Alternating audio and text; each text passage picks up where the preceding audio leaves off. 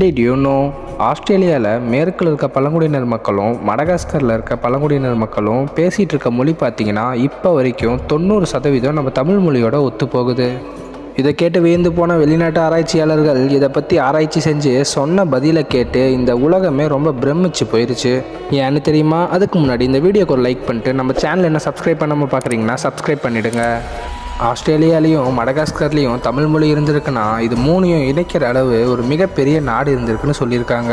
புரியலையா? 18,000 வருஷத்துக்கு முன்னாடி ஆஸ்திரேலியா, மடகாஸ்கர், இலங்கை, இந்தியா போன்ற நாடுகளை உள்ளடக்கிய தமிழர்கள் மட்டுமே ஆண்ட உலகின் மிகப்பெரிய நாடான கடலுக்குள்ள முழுகி போன குமரிகண்டம் தாங்க அது.